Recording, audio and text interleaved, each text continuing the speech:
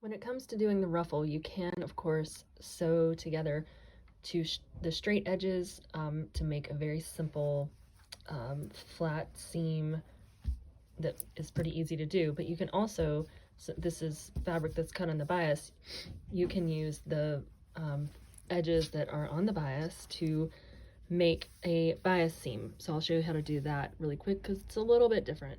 To do the seam on the bias, you actually put the two pieces together at 90-degree angles, and you'll stitch from on the 1/4 inch seam line from here to here, which means when the seam is sewn, this folds out at a nice straight, make a nice straight edge like that.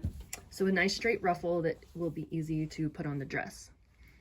Now, if you are like, typically when we sew a seam, we put right sides together, sew the seam, and then open it up. But if we do that for this bias piece, you're going to end up with a piece that's at 90 degrees, and that's not what we want. So that is why you have to sew this together like this along this seam line.